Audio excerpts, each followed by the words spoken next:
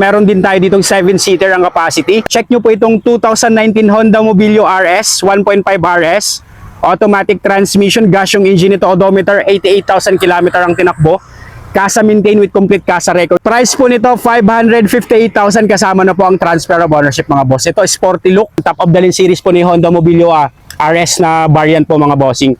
Ending 4 ang plate number, registered yan hanggang April 2027. Naka-halogen headlamps, may fog lamps. Tsaka ang ganda po ng front grille nitong RS mo na Honda Mobilio RS natin. Elegante na po yung front grille nito. Tsaka mayroon na siyang daytime running lights dito. Nakita niyo po. Ayan. Ganda na ng forma nito. Red orange po. Ayan, ganda ng kulay. May repeater na signal light, automatic retractable side mirror. Mga gulong nito makakapal pa po, nasa 90% trade life. Naka-stock 2-tone na mags, wala naman pong gutter marks yan. Ayan, ganda. Yan po yung nagpa-pogi sa kanya. Naka-garnish na po ito, naka-full garnish set na to. Ayan, Honda Mobilio. Kaso yung silver niya nga na ganda po tingnan. Kagawa po nitong Honda Mobilio RS mga bossing. And 4 na gulong para paras po yung kapal at hindi pa po mga expired. May rain gutter, naka-sharpen antena. Wala pong mga faded dito. So ipapagawa lang po natin dito, papabapping lang po natin to para mas presentable tingnan. All goods naman ng mga salamin nito, yung mga glass, mga tint, wala naman po mga sugat-sugat yan. Mga taillight, maayos. Meron na tong reverse camera. Tsaka ang pogi po talaga ng unit na to, kahit po yung interior. Sariwang-sariwa yung unit, walang pintas to, pwede sa mga masasela nating buyer dyan. Ayan. Pangilalim all goods, wala naman po itong under chassis noise, wala unwanted noise na nagtutubig pa po yung ano natin, no, tambucho. Ayan, umaanda na po yan ngayon. Kasi tinitest drive po natin, bago po natin i-vlog, ini-scan, tinitest drive po natin ng maayos mga bossing para po sa mga kababayan nating OFW na naghanap ng maayos at quality ng second hand cars. JCAT Skill Vlogs, legit tayo 100%. Ay, maayos po at makinis to, paikot, wala po itong gas-gas, walang dent mga boss. Maayos yung unit, makinis, flawless mga bossing. Galing din to ng first owned mga bossing, first owner acquired. Guwapong-guwapo talaga, kahit yung mga taillight niya, yung forma niya, ganda lahat ng gulong. Nakita niyo naman po yung makakapal ng gulong. Swerte pong makakakuha nito, paunahan na lang kayo mga bossing. Check na po natin interior. 100% not blooded unit, 100% to accident history. Original mileage yan at tampered, money back po if tampered mga boss. Yan, sidings, all power na po ito. All power and all mechanism, gumagana po lahat. Yung mga window natin. Tsaka, mga mating nito. Naka-deep dish matting pero kahit alisin nyo po yung deep dish matting na yan, and papalinis pa po natin yan, pero nakita nyo naman po yung stock na carpet na Mobilio, nakita nyo po intact na intact. Eh, yun po talagang advantage pagka naka-deep dish matting na preserve yung nang maayos po yung mga original carpet niyan.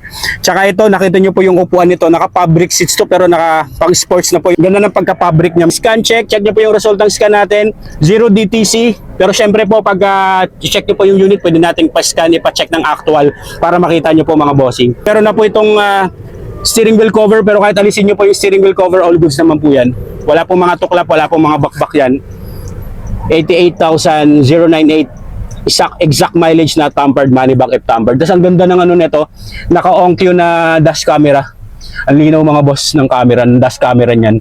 Naka-touchscreen head unit na stock, naka-dual ice cold aircon, malamig yung aircon.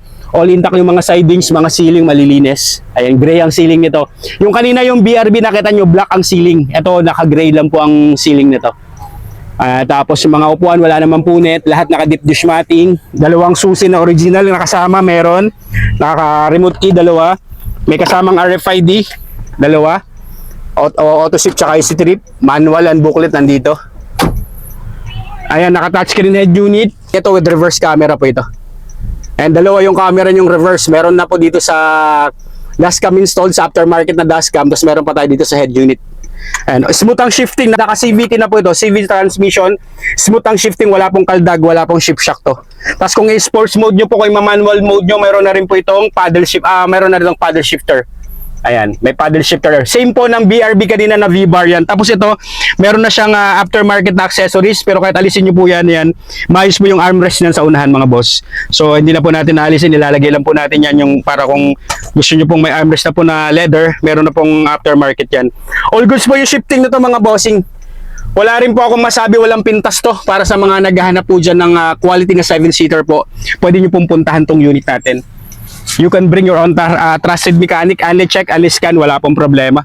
Halos same lang naman po ang loob ng kung ano pong loob at size po ng ng BRB. Ganun din po ito. Yung size itong Mobilio natin, mas mataas lang po ng konti ang ground clearance po ng konting-kunti lang naman ng BRB. Pero yung mga seating capacity niyan para-paras po, same po. Ayan, yan po yung view niyan galing sa second row papunta dyan sa harap. Yung pogi po talaga yan mga bossing. 558,000. Honda Mobilio RS ka ng top of the line. Naka-deep dish matting din dito sa second row pero kahit tuklapin nyo po yan, andyan pa po lahat ng stock carpet. Tapos kung pupunta kayo sa third row, check natin yung third row nito. Ayan. Oh, ha? Ayan, naka-plastic din po yung mga ano niyan. Wala pong mga bakas, wala pong mga kalakalawang yung mga upuan nito, mga stock na carpet nandyan pa, all goods. Tsaka yung third row nito halos hindi po nagamit na upuan, no? Wow, mga bossing, mapapawaw ka na lang talaga sa unit na to. Lahat po yan, pagpilian nyo na lang po yung dalawang 7-seater pang family use, pang personal and family use, pang everyday use, pang daily use, pwede to. Ayan, cargo bay natin, check po natin. RSI VTEC. Ayan, ganun din dito. Naka-deep dish mat, ang ganda ng trunk tray din ito, nakamating na rin yan. Same din po, meron na rin kasamang tools, complete tools, jack. Ayan, may jack po tayo dyan. Tsaka black ang sidings, malinis ang sidings nito. Ganun din po ito, pag tutupiin nyo po, press nyo lang po ito. Kagaya rin po ng BRB kanina. Para makita nyo po yung, para matupiin nyo siya, ayan. All goods din po yung ano natin. Ayan, yung third row natin, tsaka yan po yung view natin galing sa likod, papunta sa harap. Ayan. I-check na natin engine bay nito. Yan, check nyo naman engine bay nito under the hood. Superb quality engine. Apaka-smooth ng andar. O, mga fan, yan, nag-automatic shut off yung fan. Working po yung mga fan, nag-automatic shut off. Wala po itong unwanted noise. Wala po itong history ng repair. May mga kasa markings pa po yan. No talsik, no usok, no blow-by, walang overt history.